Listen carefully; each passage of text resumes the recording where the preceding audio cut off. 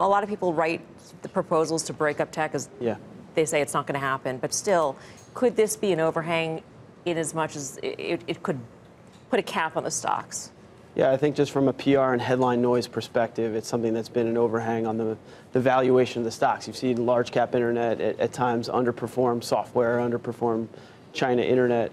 But, you know, if you take a step back and think about what's going on here, I think it's unlikely under existing FTC law that these companies are broken up, because I don't think that there's enough evidence that they're doing things to harm the consumer. Sure, they're flexing their muscles in a competitive way, but I think that in order for them to be broken up, we need to really, you know, the FTC is an independent agency, and there needs to be a rethinking of antitrust law as it stands today. Now, that doesn't mean that fines aren't an overhang. It doesn't mean that privacy regulation isn't an overhang. We saw GDPR in May.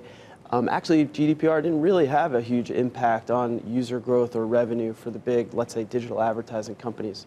But as far as what Elizabeth Warren is saying, you know, I think that we in the U.S., in terms of our antitrust law, we have to prove that it's harming the consumer. And the fact is that Amazon, Facebook, Google, consumers willingly go to these platforms which aggregate millions, billions of users. And that's because they provide a service, they provide convenience, they provide selection. And I think until she can prove that there's real harm to the consumer, she's going to have a hard time breaking them up. Now, forward acquisitions are a different story. I think, you know, from here, there'll be a lot more scrutiny around M&A going forward. But unwinding like a 7-year-old Instagram acquisition within Facebook seems almost unrealistic. Let me just put one fine point on it. Short of breaking them up, you could say, okay, within the context of these marketplaces, you're not allowed to sell your own product against a competitor, for example, right? Because underneath what she's talking about is this idea that effectively many of these platform companies are also selling their own white label version. They wouldn't call it a white label version of a product. She's talking about vertical integration specifically to retail and Amazon. So Amazon has a marketplace.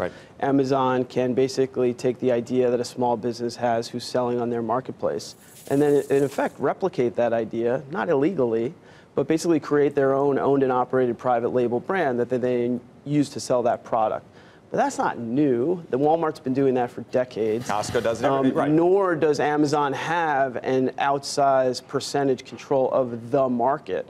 So Elizabeth Warren is very narrowly defining the market to digital e-commerce retail, but we know that consumers have a broader choice than that. Do you think that sort of comparison to white label products, the generic version of something, it's whatever you want to call it, can be applied? For instance, this morning we had news that Spotify is filing an antitrust complaint with the EU against Apple over Apple streaming services and the preference on Apple to promote its own app versus other streaming services. Are we going to get entangled in these sorts of discussions as well? So these are really interesting and really can be complicated. What you're referring to is Apple in the App Store is really exerting its power in the value chain by charging a toll to developers and saying in-app purchases require us, Apple, to accrue this 30% charge.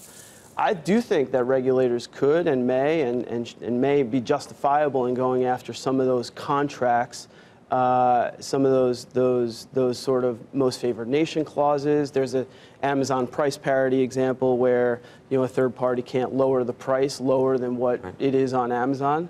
And so these contracts are ways that actually the regulators can, in a more subtle way, other than breakups, if that 30% actually rectify the problem. On all